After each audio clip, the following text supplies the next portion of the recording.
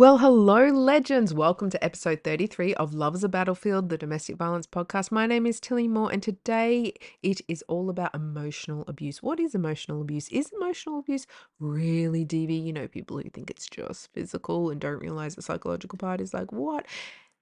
What is it? What is this emotional abuse people are talking about? What if a guy doesn't hit you? Why is that violence? Why is that bad? Well, that's what today is all about. Strap yourselves in. Hope you're safe. Hope you're well. And you're standing up to those little biatches who use abuse because they suck. Actually, by standing up, I mean just be safe. Like safety first. Don't like even play the game. Actually, one rant I wanted to go on at the start of this episode, I was just thinking, what do I want to say to you guys? Because you guys are the reason I do this. $0. And I was thinking, I really want, I would say stay safe and all that, but I was thinking, I want to say, like, right now, if there's someone out there who's listening who is like, because I saw this comment, someone commented somewhere on the interwebs. I've been all over on the interwebs, like always on the socials, but not all. Like, I'm not really an Instagram person. Maybe I'm like old. I don't know. Anyway.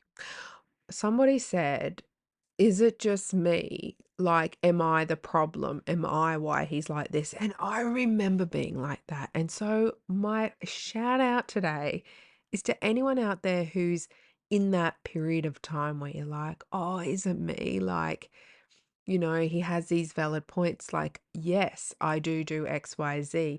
Yes, I react to XYZ with A. I'm trying to think of letters like the alphabet, but you know what I mean? Like, yeah, I react when this happens, and yeah, I do this, and yeah, these are these fine, minute, like little criticisms of me. Yeah, it could be me. It could be me. Like, or maybe I'm part of the problem. Like, it's not all him.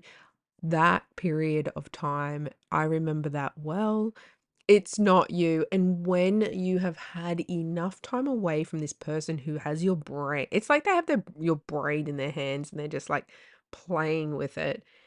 It's really weird. It's odd that we don't actually call it brainwashing. Like back in the day, we had called it brainwashing. Now it's gaslighting, manipulation, because that's like the real words. But brainwashing just, it really sounds like what it actually is, like someone just like manipulating the absolute living crap out of you to believe that you are a problem. You're a human being. Human beings react to really fucked up situations. If you didn't react to fucked up situations with a little bitch, sorry, I'm like now at the stage of seeing like these men not as these aggressive, scary things. I see them as weak little, scared little scaredy cat poo-poos. And so getting to that stage took years, and it's not gonna happen overnight, but it is gonna happen. Actually, you don't even know what I'm quoting. There used to be an ad for this shampoo and conditioner, Pantene. I don't know if Pantene is overseas. Maybe it is. Anyway, when it was in its heyday, like the silicone, it's really high in silicone and hairdressers hate it. They're like, oh my gosh, never use Pantene. You'll die. You'll die 1,000 deaths if you use Pantene because it has silicone in it. And when it first came out, it was a craze because it instantly makes your hair look amazing because it puts a coat of silicone over it.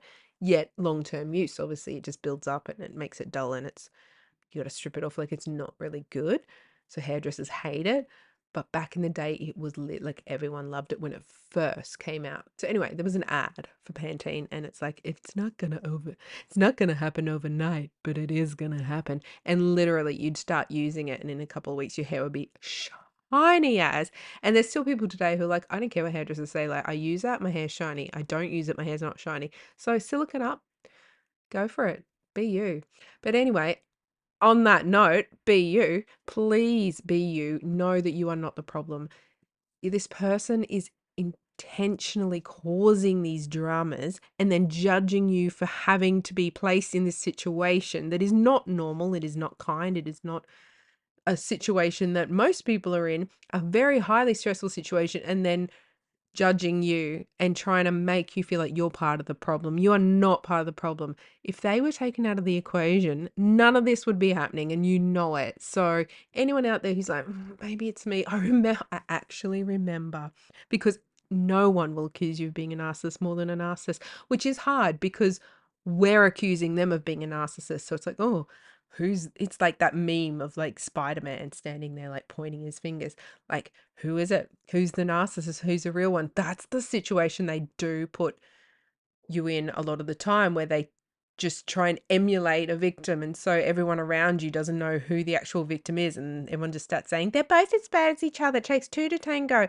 There's three sides to every story. His, hers, and the truth. They start like blaming the victim because they're emulating what a victim is and trying to confuse everyone. But you know what's going on. You know it's not your fault. And you know that they are the narcissist. And the narcissist will always try and convince you that you're a narcissist.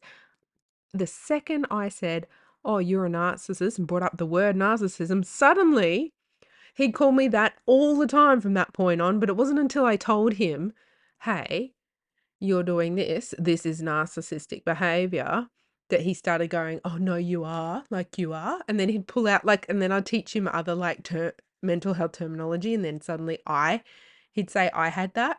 He even said I was schizoid. It was so stupid. Like, the things that he tried to convince me of.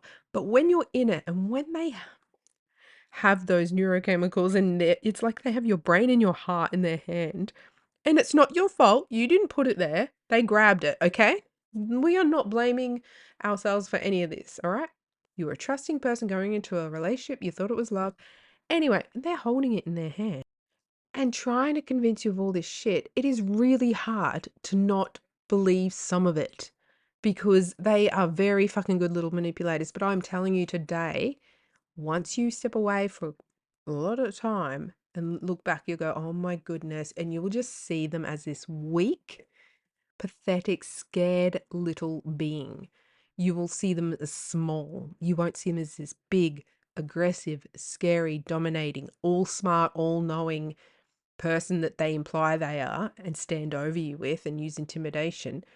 You'll start to see the weakness that they really are. Because any man who has to use control against women and children is weak. All I can see straight through it now. Anytime a man starts getting controlling over women or children, I'm like, you are the weakest freaking thing. Like, I just see it, gives me the ick, because I'm like, that's so ick and disgusting. Like, you are so weak. Anyone who has to aggressively control someone that they deem less than them, like women and children. You don't see them trying to do it with men because they're scared of everything and everyone. It's okay to be scared of things, but when you actually get aggressive and controlling and intimidating and become an absolute jerk because of it, it's not okay. Everyone can be scared.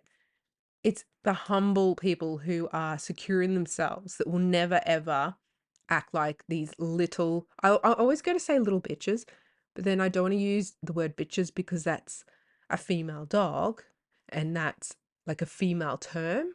And I don't want to use it as an insult, because saying something is female shouldn't mean it's an insult or a put down, you know what I'm saying? So I'm trying to get away from going, oh, they're little bitches. But, like in society and slang, we use little bitches as, a put down, because it's like it infers like a weakness and like a pettiness, which is not what a female dogs are like. God, they're like perfection. They're like angels from freaking heaven. They're amazing. And women are freaking the strongest beings on this freaking planet. Not physically strong, because we don't have testosterone. If we had testosterone, can you imagine? We'd be unstoppable. Anyway, so that was my little rant for today. Little rant was a bit long. Let me see how many minutes. It was 8 minutes and 49 seconds of rant, because I just felt like, wow. I read that somewhere and I was like, there are people out there who are in that phase. And I have to remember what it was like to be so, I remember even Googling and doing the tests. Like I was like, no, I'm not. And I knew I wasn't, but I did all the like thinking of, oh, but what if something is wrong with me? That's why I attract these toxic people. I can tell you, future me can tell you, you get past that. You get past all of that thinking, all of that, well, this isn't the first abusive person I've come in contact with in my life. Like, what is it about me? You actually get therapy and you realize it's stuff from childhood that makes you kind, empathetic, and vulnerable. And, I'm neurodivergent as well, so not reading all the cues and whatnot. So not having me savvy sabs about me for these predators these actual calculated predators, I don't know why I'm saying it like that, predator, to come along and fuck your shit up. So being vulnerable, meaning being nice, being, I don't know, naive and sweet and stuff, is not the same as being a perpetrator, a calculated, sadistic, evil, violent, psychotic perpetrator. It's not the same. You're not crazy. It's not your fault. Now let's get into emotional abuse. Don't know why I'm singing it because it's actually really bad. So maybe I should be like, let's get into emotional abuse. Now, according to the website thehotline.org, what is emotional abuse? Emotional abuse includes non-physical behaviors that are meant to control, isolate, or frighten you. This may present in romantic relationships as threats, insults, constant monitoring, excessive jealousy, manipulation, humiliation, intimidation, and dismissiveness, among others. Sometimes emotional abuse is more obvious, like a partner yelling at you or calling you names. Other times it can be more subtle. Oh, yeah, it can. Like your partner acting jealous of your friends or not wanting you to hang out with someone of another gender. While these emotionally abusive behaviors do not leave physical marks, they do hurt, disempower, and traumatize the partner who is experiencing the abuse. Over time, emotional abuse can wear down a person's self-worth, confidence, and their mental and emotional strength, which obviously enables them to control you even more. So that's why they do it. It's difficult to feel sure of yourself when a partner is demeaning, dismissing, and second guessing you constantly, and nitpicking everything about you. Additionally, when you care about someone and have invested time in the relationship with them, you want to believe the best of them, and you may convince yourself that you were overreacting in how you interpreted their hurtful actions or words. An emotionally abusive partner may try to gaslight you by telling you outright that you are overreacting, being dramatic, being too emotional, or that you can't take a joke. Oh, we've heard all of those, haven't we? For these reasons and more, it can be tough to detect emotional abuse and see it as a dangerous concern. Even then, survivors of emotional abuse are often hesitant to seek help or tell friends and family about their relationship concerns because they fear they will not be believed or taken seriously. Nonetheless, emotional abuse is serious, and it is not uncommon for emotional abuse to escalate to physical violence.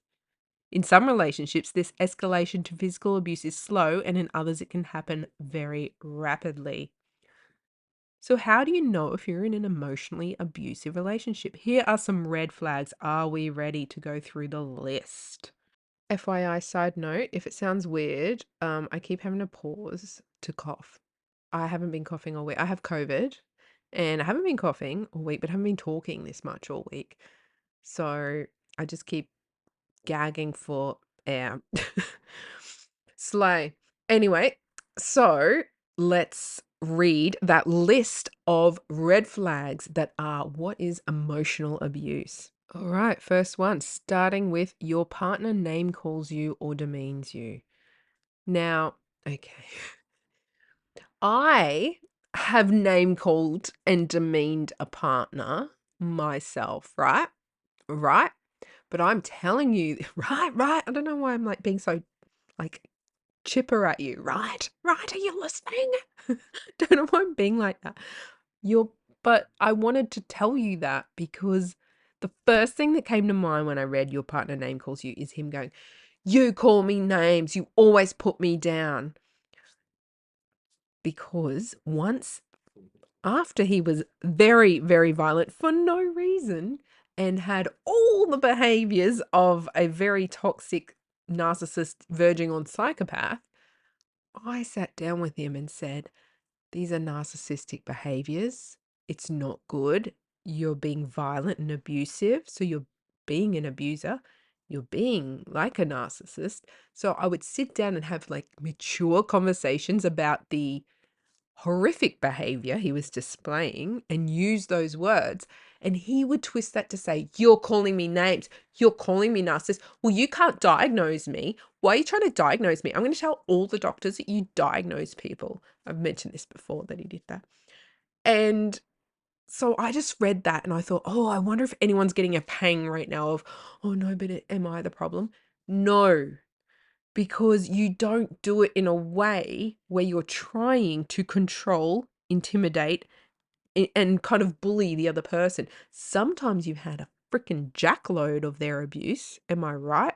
Or am I right? Like sometimes you are just over their abusive behavior and you're like, you are a fucking nut job, mate.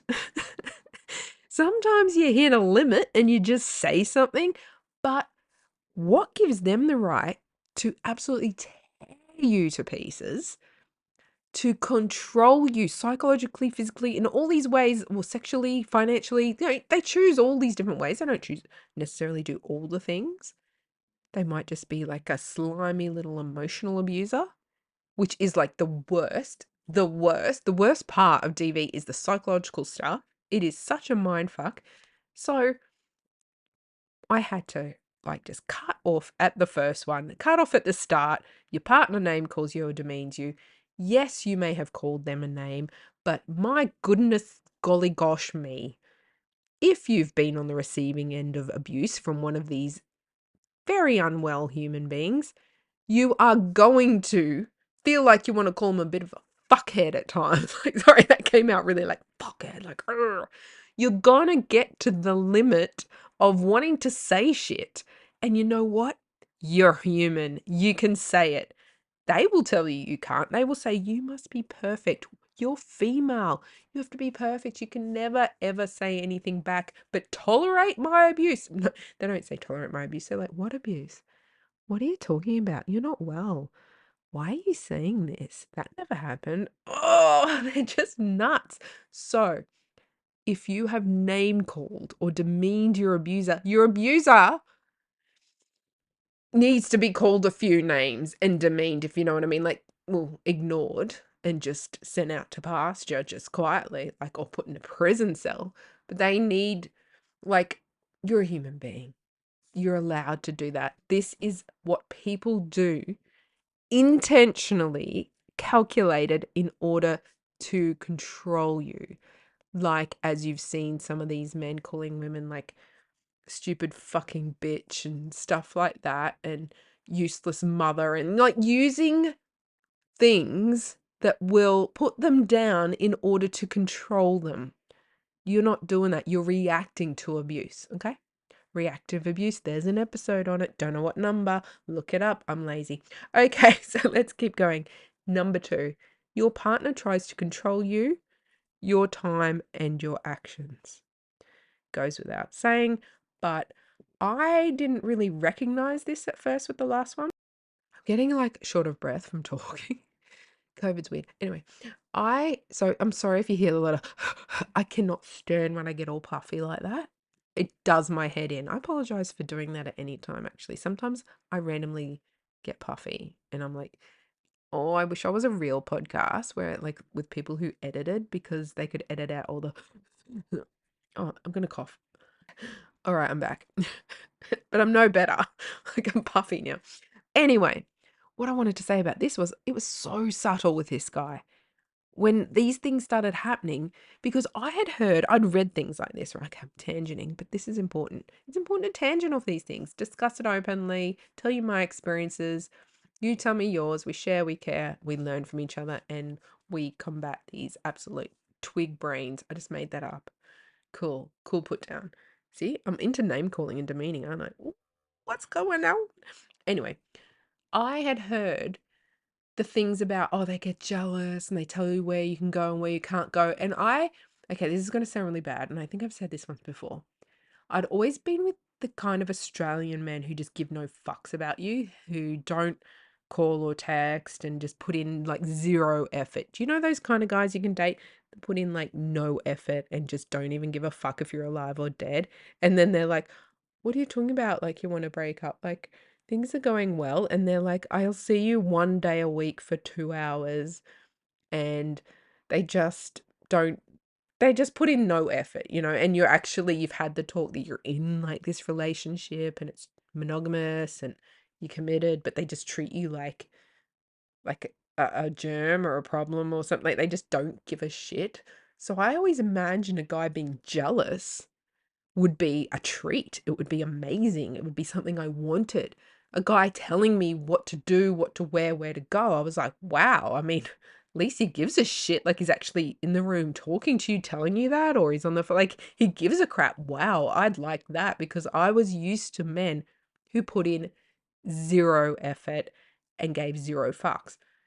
But be careful what you wish for because when it's an abuser, it is completely different, as you know.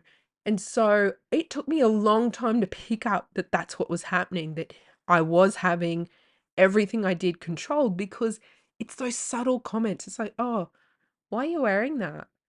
Oh, you're going to see them. Are you friends with them? I didn't even think like you liked them or I didn't think they liked you. Why would you do that? Like just little questions, little subtle things being said. Uh, And I didn't mind the acting jealous because I thought, gosh, he actually gives a shit. Like, I've dated guys who you could just be nude in front of another guy in front of them. Okay, that didn't happen, but you know, in that kind of extreme, they'd be like, oh well, at least you're less annoying, ADHD undiagnosed girl. No, you know what I mean. So my message about this would be just be aware that all of these things come on very subtly. Just little questions. They're just asking you about your day. They're just, oh, I just wanted to tell you that I didn't think that you two were really close friends. Like all these little, like they're planting little seeds, but they know what they're doing. It's not, you don't want people to be paranoid about having a normal conversation with you, but a normal person who is not an unhinged narcissist, psychopath, any social personality disorder, they're going to say all bunches of shit, but it's never going to be like this. They're never going to, try and control you. They'll say controlling things sometimes. We all do it. We're all guilty of it. We're all human. But we don't have these patterns that are quite obvious with narcissists and these slimy little evil Knievel little ways that they have of doing these sadistic little things. It's got this whole different vibe to it. Vibe. It's the vibe. So it's just when it took me so long to realize that he was trying to control my time. I mean, and even down to when now I know, like after he went to prison, that he had microwaved my work ID after I was held hostage and escaped. Then I know the other time my work ID had smoke coming out of it and I went to work and it didn't work, that he had done the same thing then. The pennies dropped. And that was years before. And so I knew that he did all these little snide things, not just saying things, but also like microwaving my work ID, hoping that would stop me going to work, even though he was like, oh no, like live with me and everything. And no, you can go to work and I'll do this and I'll do that. And then you can like making all these fake plans and lying and then acting like, why are you going to work? And yeah, and I hardly worked. And just like little comments that make you feel guilty for going to work or make you feel, and you've literally pulled back on your work, you're not working as much or something, but then that's still not enough. Like little comments, little things. When you start feeling guilty about doing things, just review, why do you feel guilty about doing that? And what have they said? What kind of little seed have they planted that has blossomed into a point where you feel guilty? And just imagine like your idea of a healthy relationship. Like, should you feel guilty about what you're doing? If you're cheating, you feel fucking guilty as hell, mate. Like, what? Cheaters? You suck. But like, if you're just being like a person and going about your day, seeing friends, socializing, seeing platonic male friends, as long as like there's no like history or like, because anyone, you're human, you would say. And it is, here's another thing, it is human to be jealous. It is human to be jealous of someone hanging out with the opposite sex and you're like dating that person, you're like, oh, I hang out with them, like that's normal. But these people aren't just like, oh, okay, that's happening. They're more, oh, it's more sadistic. It's more like controlling everything. And you get to this point where you will cut friends off. You will cut friends off that, oh, this person would message friends I was going to go and see and try and talk to them about it. And That was so weird. Oh my, it's the weirdness, it's the creepiness. Okay, I'm getting back into the list. Stop talking about it. Let's keep going, or we're gonna get nowhere as per usual. Right, number 3. Your partner tells you what to do and what to wear. I mean, I've just talked about that. What to wear. Yeah. It's all the subtle little comments and everything. And oh, I really, oh, get this. I really like it when you wear XYZ.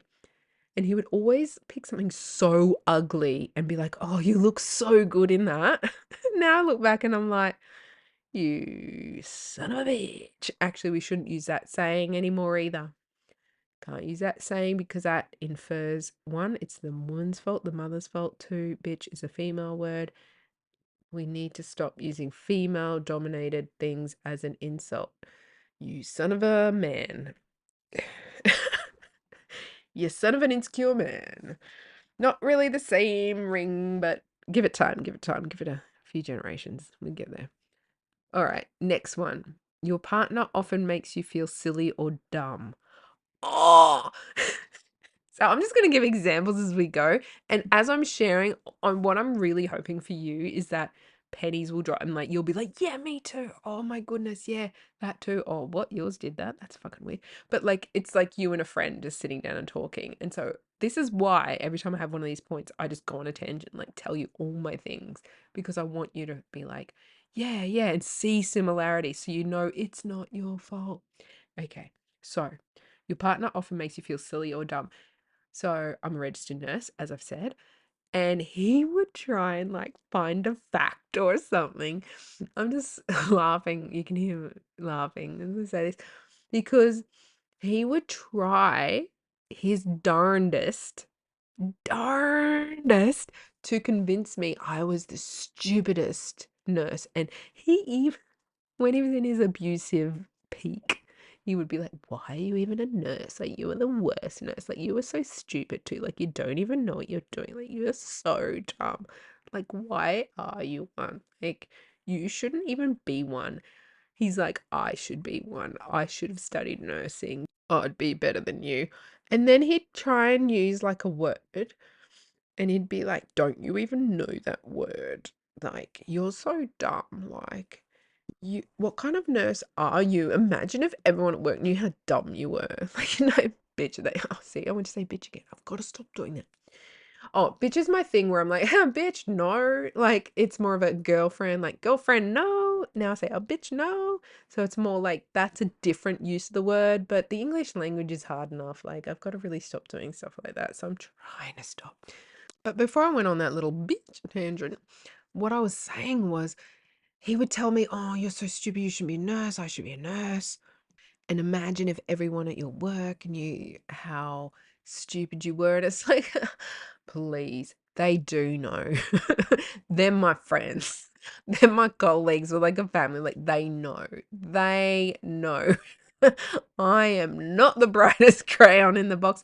And it's all good. And the reason, like, hello, narcissist abuser. Aren't you glad I'm not that smart? Because it enables you to take advantage of me and manipulate me into a relationship with your little Zaha butt. So, can you tell I've been watching Jim Carrey movies? I'm like, so, like, that's a neurodivergent thing. You just see something, then you emulate it. Anyway, yeah, so I wouldn't be highly offended at these things. I'd take it on the chin and have a laugh about it. But he really, really tried to convince me I was so stupid. I shouldn't be nursing. Why don't you quit? Why don't you quit? Why? And like pushing. You're a failure. You're a failure.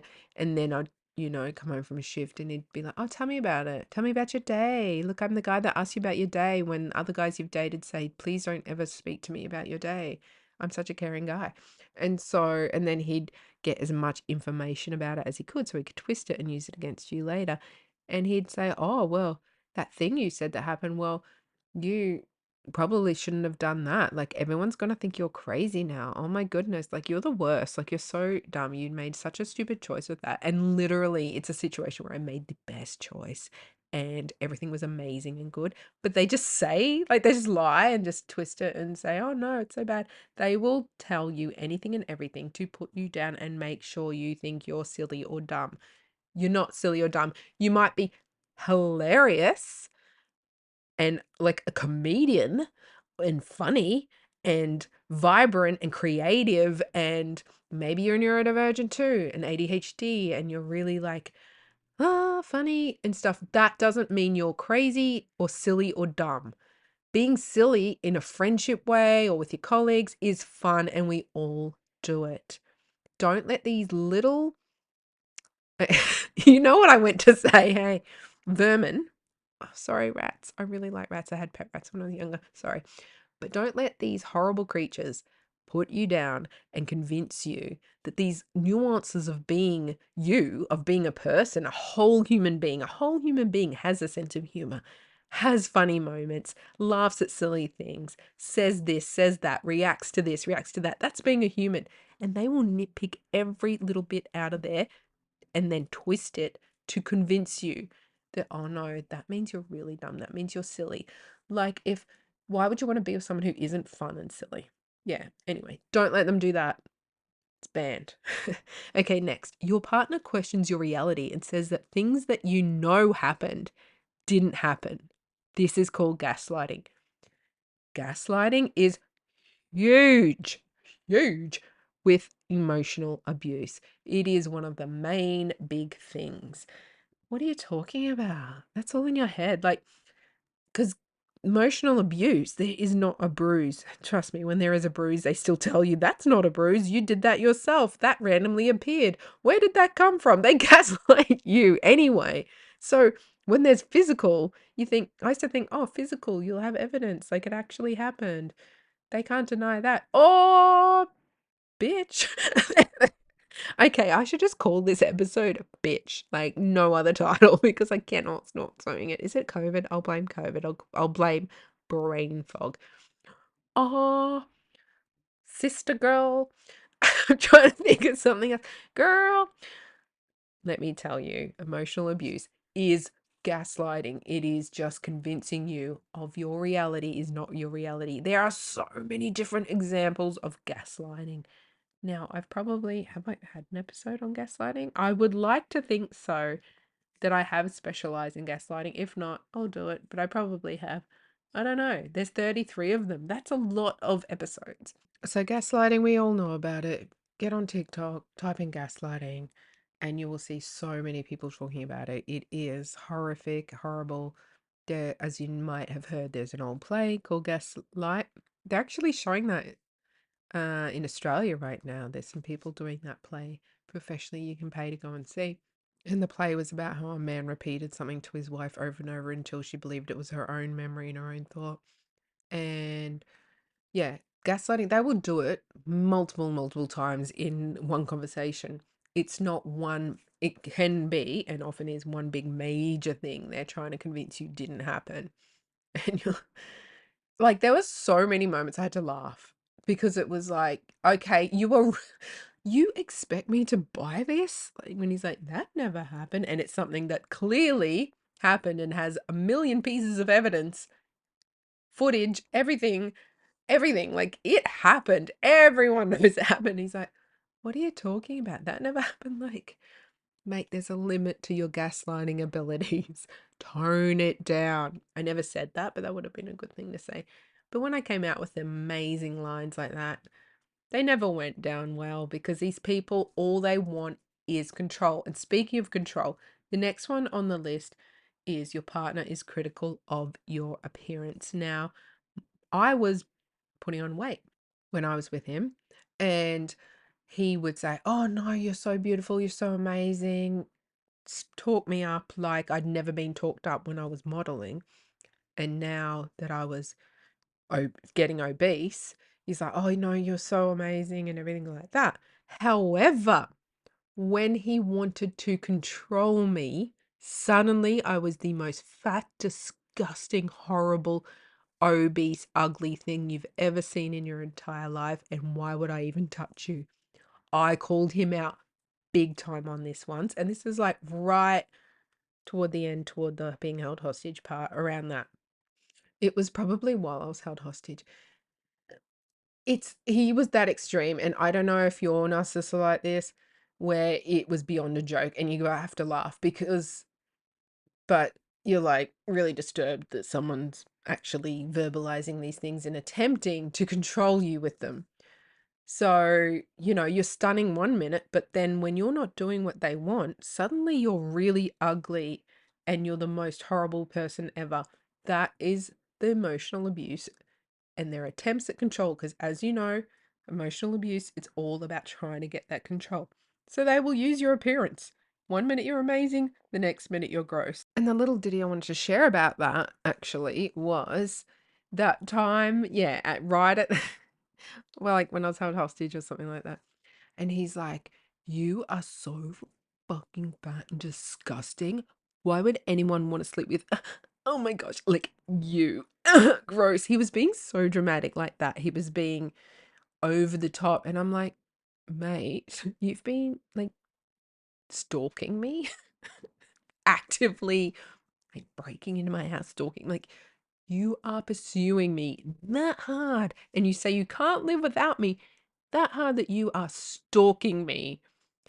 And you're saying I'm so ugly and so disgusting, and why would anyone want to sleep with me? Then what the fuck are you doing here, mate? Literally, this is like the conversation, one of many during the long, long time I was held hostage.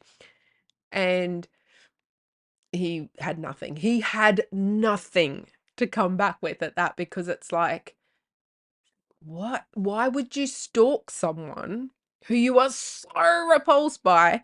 Because he, in the same breath, he was also putting down my personality and everything. And I'm like, right, so I'm this horrible person. Like, personality's terrible. He's like, yes, yes. He loved that I was like, starting to repeat back what he'd been saying to me. So he's like, yeah, yeah. And I'm like, so I have the worst personality. He's like, yep, yep, the worst. In his words, he'd say, you have a shit personality. So I'm like, right, shit personality. He's like, yep, yep. And I'm like, and I'm obese, I'm ugly, I'm horrible, I'm like the most disgusting thing. You wouldn't want to sleep with me ever. And he's like, yes, yes, yep, yep. And I'm like, right. So then you say that like, why have you broken into my house and you're holding me hostage? Why have you been stalking me? And why do you say you can't live without me? So he was lost. Lost. It's like maps. Have you ever used maps and you've gone off course and then it recalculates the course? You could see him recalculating the course. And they're quick. Oh, these manipulators are quite quick at recalculating and coming up with another thing, but he was lost. So obviously he tried something like, oh, well, I have to stalk you, and I have to, like, I don't know if he said I have to stalk you, like he had that much insight into stalking, but I made it quite clear that it was stalking. He knew it was stalking. Anyway, he had to hold me hostage. Like, it was for my own good that he was, holding me hostage and trying to be with me and not let me go.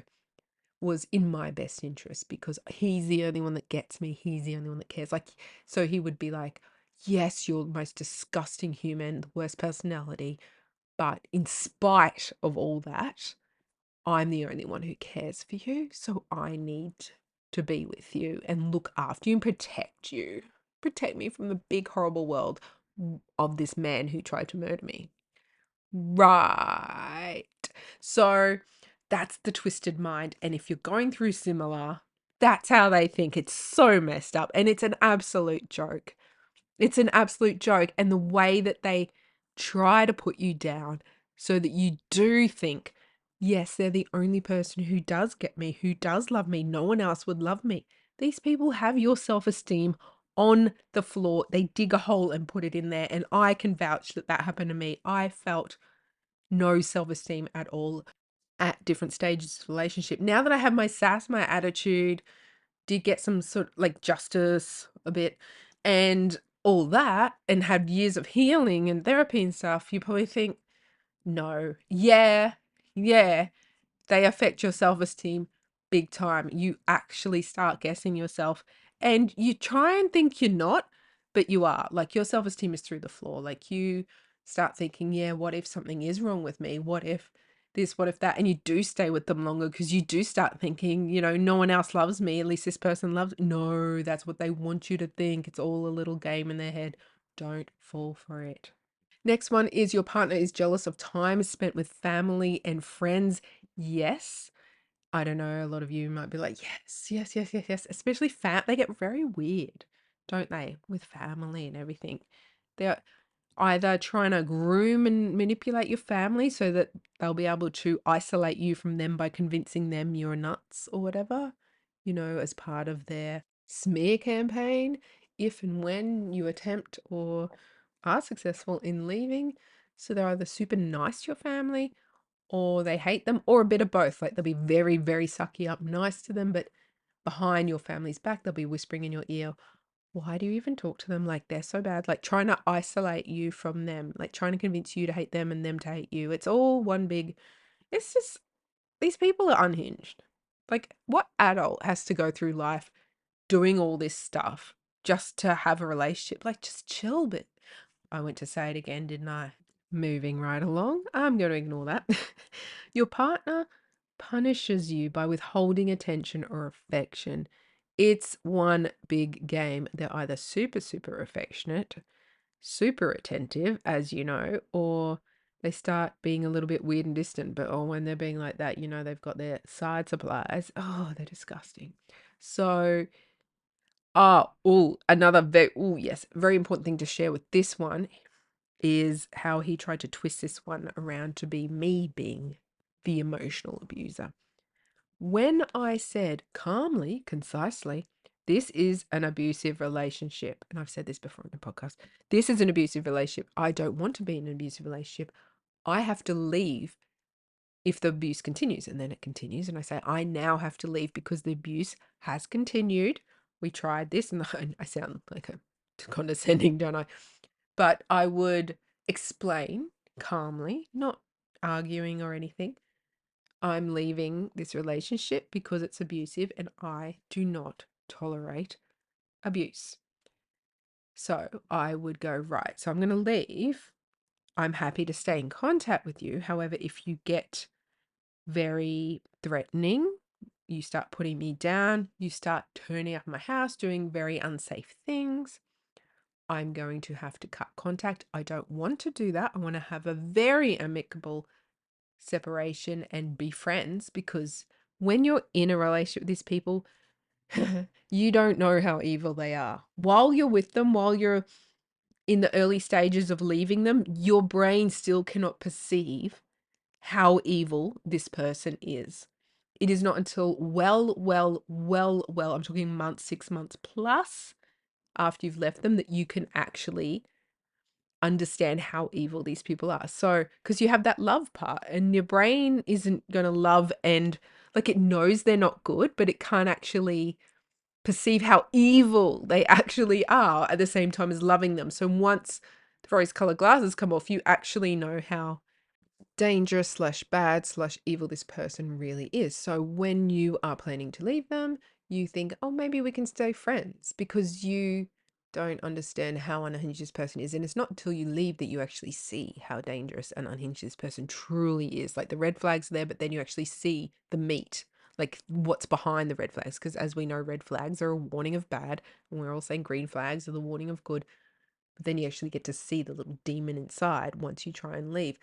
So until that point, you actually do think, oh, we could be friends, we'll have one of those amicable separations and we'll still have mutual friends and everything. Like it's going to be good. So you do try that. So I made it quite clear that, this is it, blah, blah, blah. And then his behavior would start. The very, very horrible threats, the constant bullying, the constant put downs, like constant, meaning constant. My phone was never not lit up. It was text constantly, messages constantly, calls constantly, just you're this, you're that, you're this. And if you weren't like this, if you weren't like that, just constant emotional abuse. What this whole episode's about. Constant when I went to leave. So then I said, I'm going to have to cut contact because I can't tolerate this. Like no one can. Like it's absolutely disgusting. Your behavior hasn't stopped. It's got worse. I'm going to cut contact. So then I would cut contact. And then he would use this one against me, that I was being emotionally abusive because I was ignoring him. And he would find something on the internet that said, ignoring your partner is a form of emotional abuse. So when websites like this say, if they're hot and cold, like they're really loving, and the next minute they're just like ignoring you and treating, like, not talking to you or not being affectionate, that's mind games and that's an unhealthy partner and they're abusive. So he would use that to try and convince me I was the problem. I had left the man because he was abusive. I had said, let's remain friends. He then got more abusive. I had then said, right, because this behavior is escalated, no one's safe, this is not on, you're bullying me all day, I now have to cut contact, made it clear, calm, obvious. And then he says, then me ignoring him after that, and all the messages I got after that, even though they were kind of like blocked, you know how they land somewhere, certain ones, depends on whatever you're using, they would all accuse me of, well, you're being emotionally abusive because you're ignoring me. Here's linked to an article saying people who ignore their partners, that's emotional abuse. And honestly, you were that worn down from being in this abusive relationship that you've hit this point where part of you believes that you're like, oh, well, maybe I am bad, but I still need to get away. But you're not bad. So when there are certain things in this list that your abuser nitpicks you for, you are reacting and responding to their abuse. I mean, you look at that situation and think, he really tried to twist you calmly, telling him the relationship was over, maintaining contact, him ruining that, him making the conscious choice to continue abusing you and escalate that abuse. And then you letting him know, you're not ghosting, you're letting him know, I have to cut contact and why. And you had a very valid reason why. And he twists that to, you are an emotional abuser because you're ignoring him. You have every right to ignore your abuser. In fact, that's the only way out. The only way out is through, and it's through that big pipe called cutting contact, meaning every little bit of contact you possibly can. With children and child swapping, obviously there has to remain contact. So there are situations we can't cut all. However, cutting everything you can cut, which sounds horrible. Your heart actually breaks at the time. You are that brainwashed by this person that your heart breaks at the thought of cutting contact with them, because you are mentally, psychologically dependent on them. But the only way out is through, you go through that big tunnel. And I'm just trying to think of an analogy of a tunnel and where you're going. And you come out the other end and something fell, but I don't know if you heard that. Whatever. I'm not editing. Whatever. Soleil. Uh, And you come out the other side and you'll see everything much clearer and realize you are not being mean by leaving an abusive relationship. In fact, by staying, you are being mean to yourself. You are being mean to your loved ones around you because they're seeing you suffering and they don't know what's going on and it's horrible. If you have children exposed to this creep, you're being mean to them. It is meaner to stay than it is, and it elongates this horrible thing, than is to go. But honestly, I could say anything to you. That pull to stay is so strong. And when you are ready, you will do it. And you will stay in that tunnel for as long as it takes to come out the other side and go, whoa, she was right. He was a little bitch. Look, I just got to read some and stop yapping my mouth. Your partner doesn't want you hanging out with someone of another gender. Kind of touched on that before.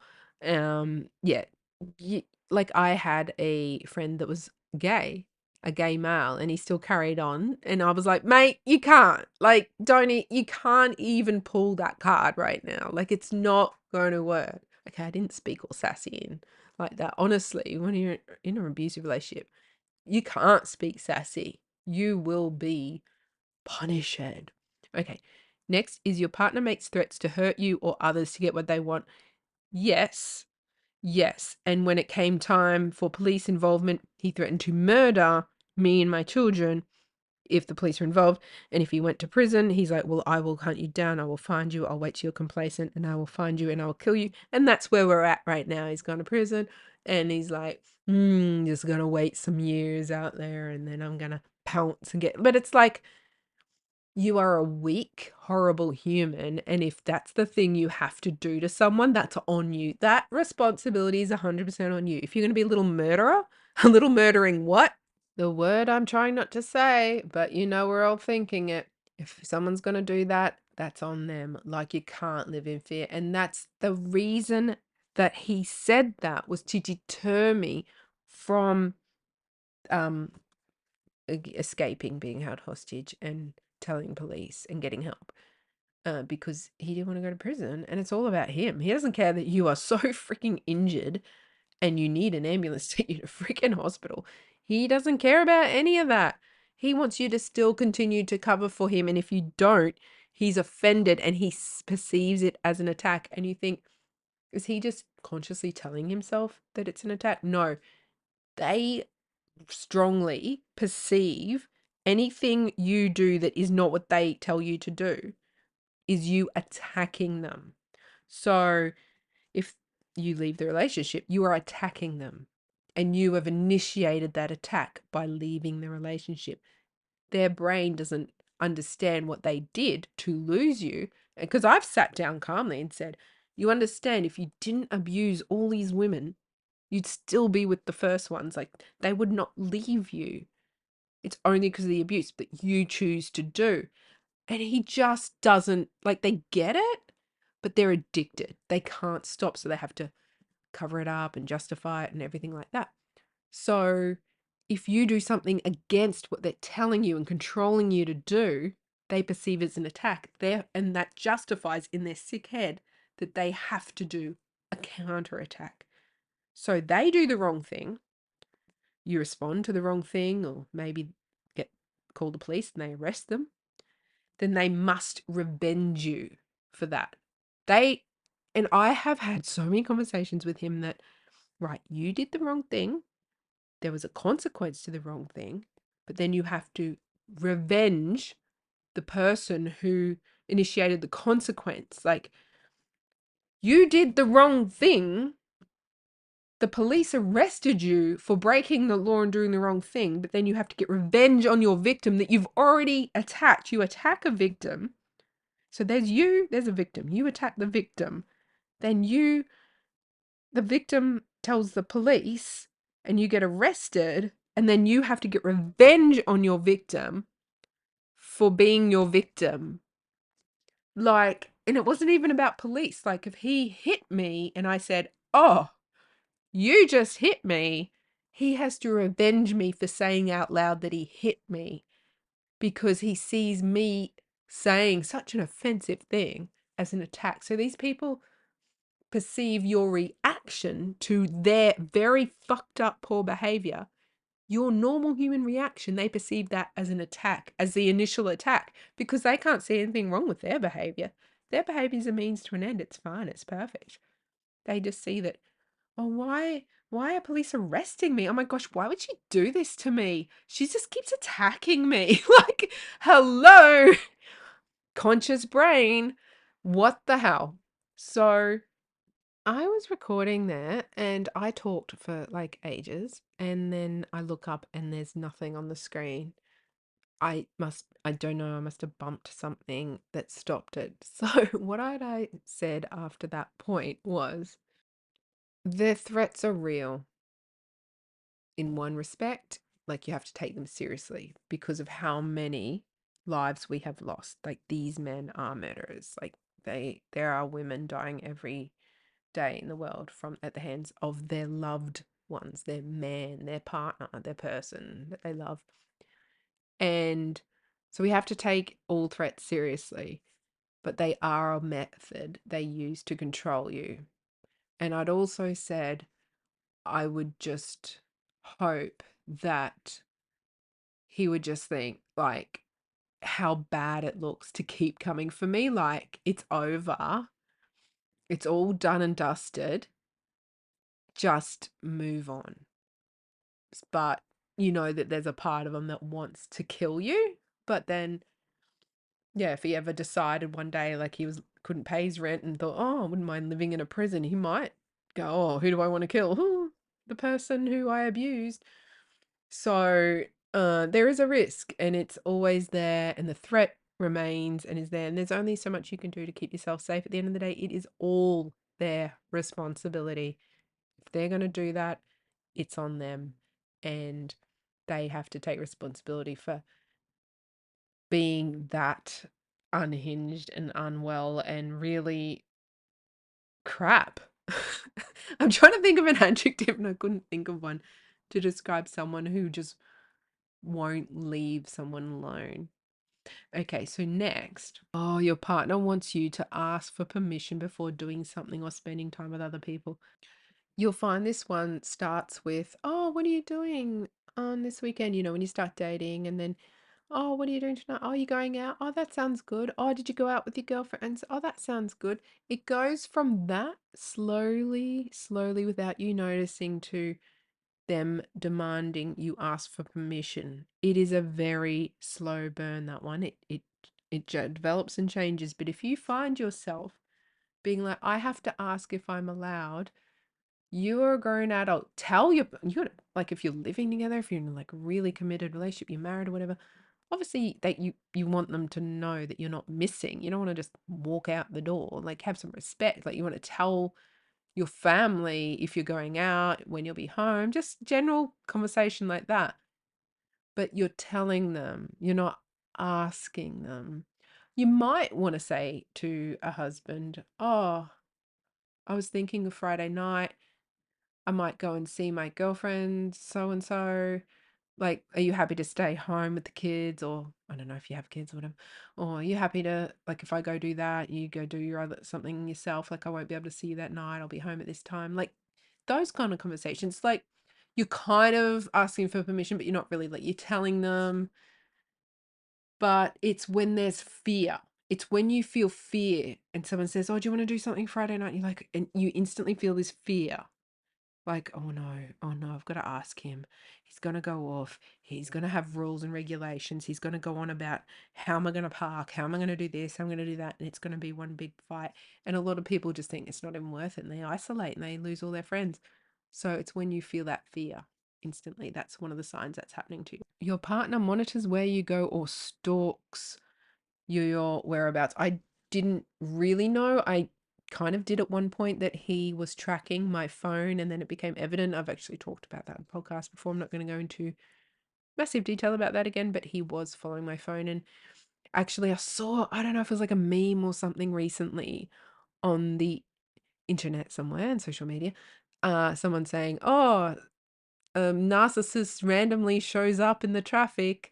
It was some joke about, oh, you'll never see something as much as you'll see your narcissist randomly turning a corner when you're in the traffic or something like that, because that was honestly what it was like. They suddenly are in the same traffic near the set of lights that you are. Oh my goodness, what a coincidence. I'm here at the same time as you. Wow. Literally. And at first, oh, I'm so embarrassed to say, you buy it.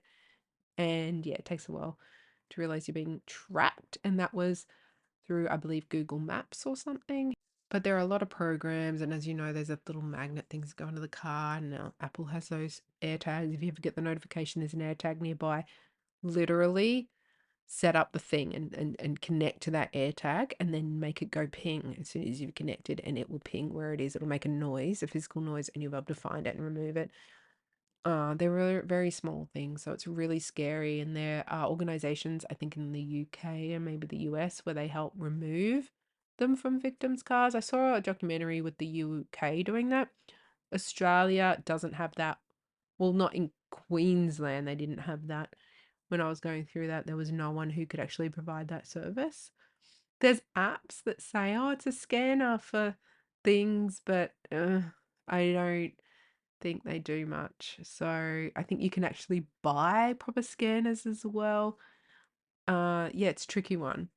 But I really loved that. I saw this documentary once and they were going, these women would bring their cars to this DV service and they would scan it and look all through it. And that's just such peace of mind, because they do that. And the stalking is so full on. So with this point, stalking is a variety of ways, turning up to your workplace, turning up to the supermarket they know you shop at, intercepting you in traffic, just happening to be places you are, constant texts and calls, lots of calls to landlines, like at your work or something. It's this constant contact and following.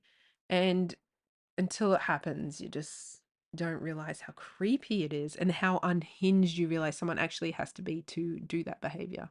Like it is beyond what he did. The stalking, he had a charge for stalking. It was just, it was sick.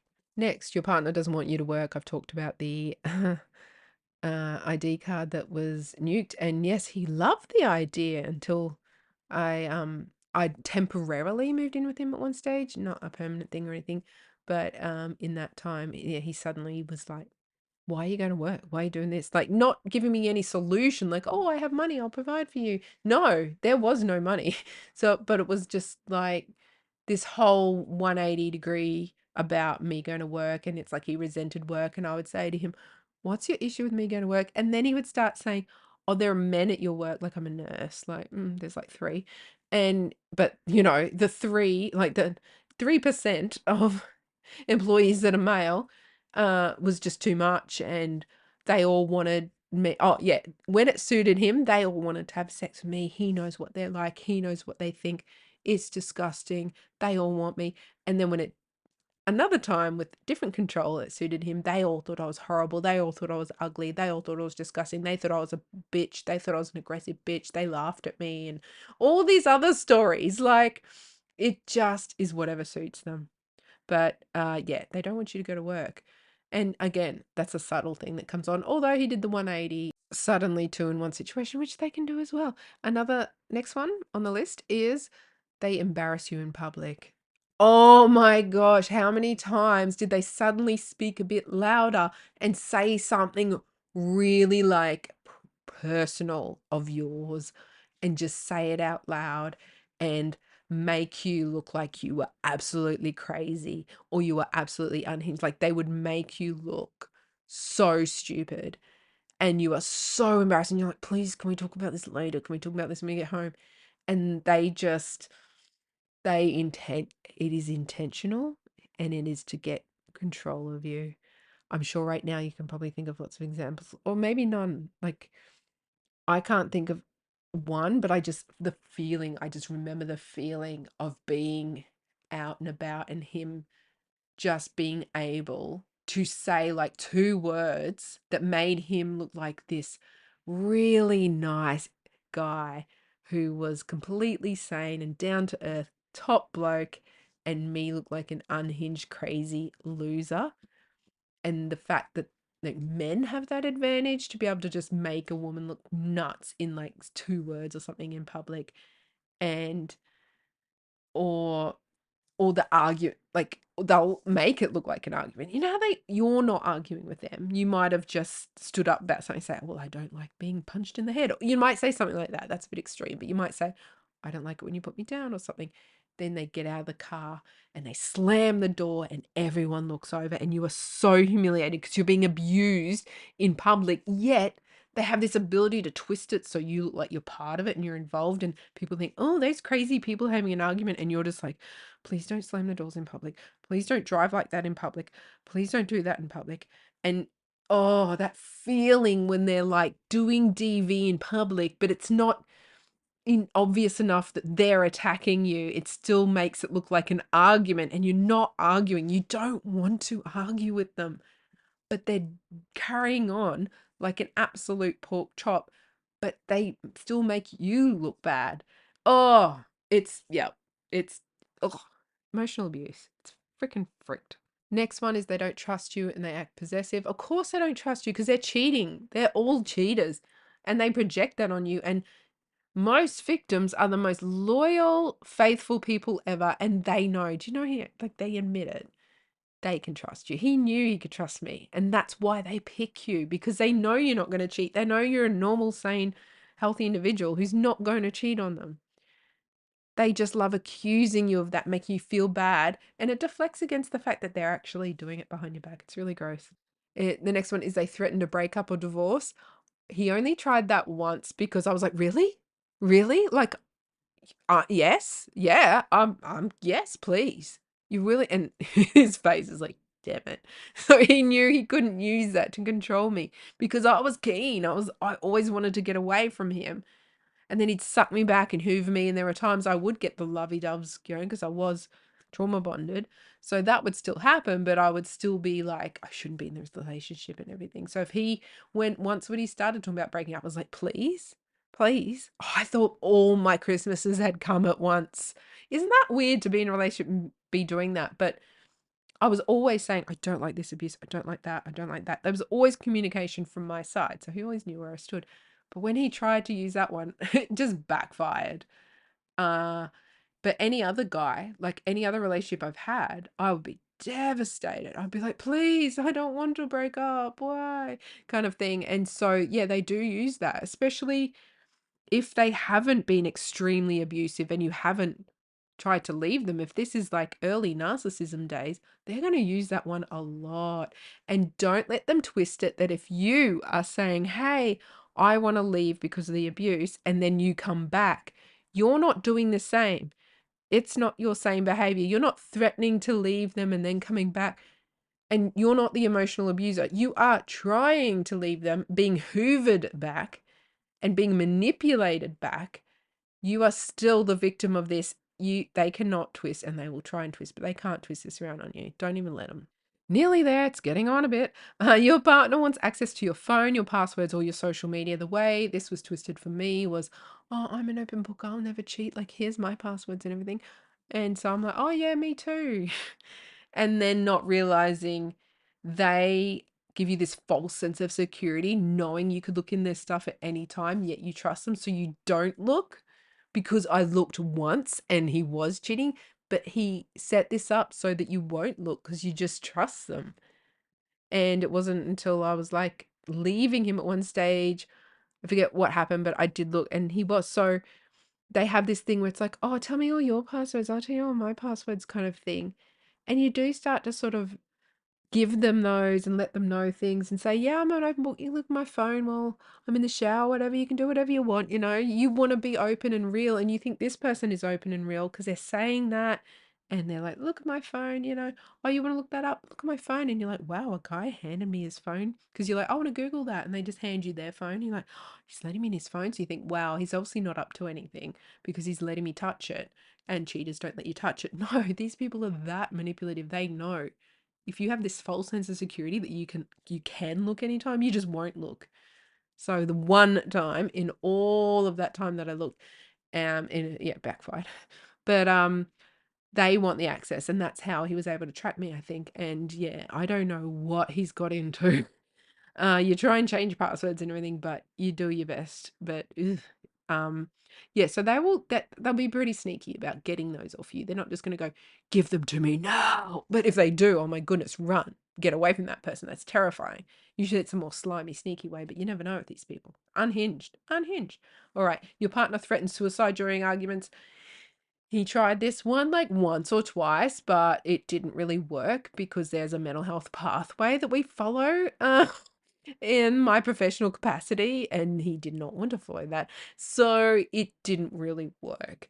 However, very, very, very common. And we always think if they kill themselves, it will be our fault.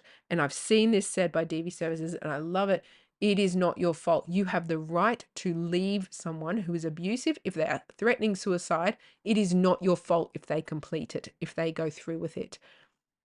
Chances are, if they have brought suicide up at such an hour that you happen to be leaving them as a means of controlling you, chances are they probably aren't going to do it. Can't speak for all situations though.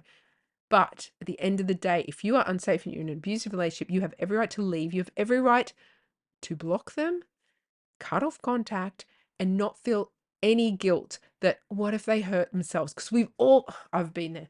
What if stayed in this other relationship with this person after they did the thing? I don't even know I think I might have mentioned it. I'm not sure. I don't know. But they did some harm to themselves. And I stayed because I'm like, well, you don't leave a suicidal person, but they ended up being actually very, very toxic, a bad human being. And so I learnt from that, no, that's a red flag that they're doing that behavior. There is a difference between someone who's depressed for a long time and has a plan to end their life versus you're leaving me. Well, I don't want that. I want control. Well, I'll kill myself then. That kind of thing. However, it's hard to assess, but at the end of the day, you have no obligation to counsel them through that. If you really want to help, you can say, call the emergency services line because there is a duty of care that they have. They can follow through with sending out services to that person if they have expressed that. In fact, that might shut them up a bit. If they hear that, oh, I'll call them for you. If you don't want to call them, I'm happy to call them for you. And that is probably where they'll shut that down because they don't want an ambulance or police or someone turning up at their door trying to help them when they're actually lying. If they're lying, if someone does follow through, and I've heard of very horrible abusers ending their lives, it sounds bad. Don't say it, don't say it, don't say it, don't say it. It's a blessing in disguise when you think about how many women have lost their lives and when they try to leave, when you think about the absolute pain and torment they put people through with family courts and everything, when you actually think how dangerous these individuals are, sometimes that can be a blessing in disguise. However, that's horrible to think like that. No one wants anyone to die. You don't want them to die. You're like in love with this person. No one wants that. That's extreme. And it sounds sadistic to think that. But honestly, at the end of the day, if someone's choosing to take their life, you are not going to be responsible for that. Do not allow someone to insult the amazing, beautiful people who struggle with suicidal thoughts and suicidal ideation and depression every single day out there in the world. And these people absolutely mock them by lying and pretending to be like that in order to control you. It's disgusting because there are people who are genuinely suicidal out there. And if they are lying in order to manipulate you, that is the scum of the world. And refer them to services. You can call the services for them. You can call emergency services, give them their address and their phone number and say, I'm concerned, but I need to cut contact because this is an abusive relationship. I'm trying to leave. You're covered. It's all good. I think I've actually been through this. We've talked to you guys about this before, but I really want to stress that it's not on you. You don't have to rush to their house, embrace them, and give them a 1 hour in your arms counseling session. You're not the provider for that. There are emergency services who can do those things for them. You need to cut yourself off to keep yourself safe. I'd heard from someone in one domestic violence service who said this is the most common thing they do. They hit a point and they say, they even said to me, oh, have they used the I'm going to kill myself thing yet or what? Because it's so common. And it's absolutely disgusting that they use something so serious for so many people just to be a little horrible thing and control you. It's ugh, ick. Next, kind of covered it. Your partner accuses you of cheating because they're cheating. That's a standard one. And the more they're cheating on you, the more they accuse you. There's the red flag little nugget for you. The next one is they blame their poor behavior on you. That's kind of, yeah, kind of like the gaslighting, and we've kind of covered that. Everything is your fault. Everything will be deflected from being their fault. All responsibility will be deflected from them and put on you. If they can, they will find a way to convince you everything that they have done is your fault, when in fact, everything you have done is their fault. All your reactions, you're wanting to end the relationship and therefore abandon them and ignore them, which is so horrible. You wanting to do anything, like you yelling and saying you're a narcissist, you're horrible to me or something, calling them a name. Oh no, your reaction to their abuse, everything you're doing is reacting to their poor behavior, but they try and twist it that it's all your fault and they're just reacting to you because they know who's gonna believe you if I pretend I'm you and I pretend you're me. What a fucking mindfuck. But you know you, and you know your heart, and you know your mind. And the difference is they are calculated, planned, and little manipulators, and you are not. You are naturally doing what humans do and responding to situations that are really abnormal and not pleasant at all. Last two, thanks for sticking in here and coming back, or having a break and coming back, or whatever you've had to do to get through this. Last two, they guilt trip you or tell you you're immature for not wanting to have sex. That's giving rapey, sexual assaulty vibes. That's giving that's manipulating you to try and get you to do what they want again. Oh, and making you feel bad. Yes, they will do this. It'll be one way. They'll be 1 minute, they'll be telling you, oh, you're like you won't put out, you're frigid, you're this, you're that. Next minute they say, oh, you're such a horn dog, blah, blah, blah. They will say whatever they have to say to get whatever they want out of you. None of it is true. You're a healthy, normal person responding to someone who is not even speaking from the heart. And the problem is they're saying things that normal people say in relationships, but they're saying it with the intent to control and manipulate. And that's where the difference comes in. And that's why it's hard for external people to see it, because you could walk past someone and they could say a sentence that just destroys you, like psychologically just tears you to pieces. But another external person hearing that sentence would be like, think it was normal, because they know what they've told you and the context and how you'll take that and perceive what they've said. It's all a freaking game. And that's just, oh, never let someone pressure you into something you do not want to do, particularly sexual.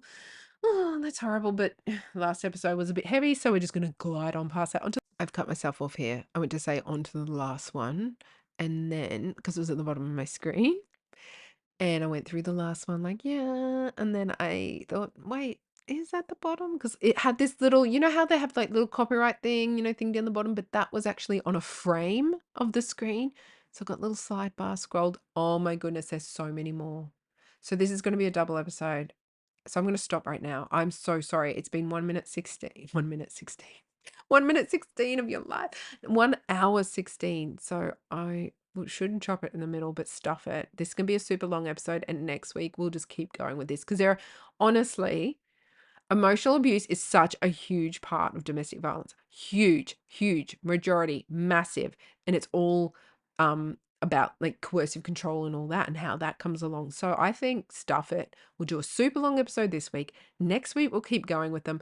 I will read each one and then share each and every story that comes to mind related to my experiences, in the hope that you will think, yeah, oh my gosh, yes, me too. I'm not alone. And also realize it's not your fault. So hopefully that will happen, because it's not your fault. But and you're like, how do you know it's not my fault? Like, how do you know I'm not crazy? Like, I was gonna say, I was gonna say what I would think of another podcaster. You don't sound crazy. You sound so with it. Like, but you guys know, yeah, you don't sound like you're too good there, and your ADHD is showing. But but you gotta laugh. You gotta laugh. Laugh or cry. Done a lot of crying, lots of laughing to be had. Right, I've got to cut this off now, or I will keep talking. Next week will be part 2 of emotional abuse. I would like to say it's going to be quite less than 1 hour 16, or wherever we're up to right now, because I keep talking, I won't shut up.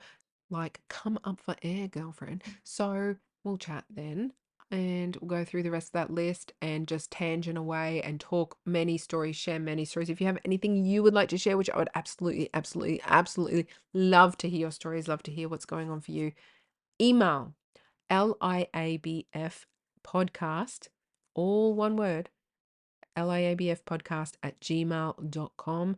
And that stands for Love is a Battlefield Podcast @gmail.com. Email me anything, anything. Tell me your stories, ask questions, anything you like. Give me your feedback. Yeah, it's not edited. Cool. I mostly get emails from people saying, we're a service that edits, and we will do that for you if you employ us. I'm like, yeah, okay, yeah. I should say you can have 50% of my profits. 50% of $0. See how that one goes. So, yeah, sorry, it is a bit dodgy, but you get, Um, Please don't compare it to the ones where people actually have funding or are ex-reality stars or whatever. They're actually in a studio with like a proper microphone and everything. I do this for you guys, and because this is what I was desperate to hear when I came out of my abuse. And so, as I always say, stay safe and stand up to those. Okay, don't get yourself hurt. No, okay. So when I say stand up, I just mean don't take on the lies being told to you. Set good boundaries. Stay safe. Love your Lodge Legends. You've got this. See ya. Bye.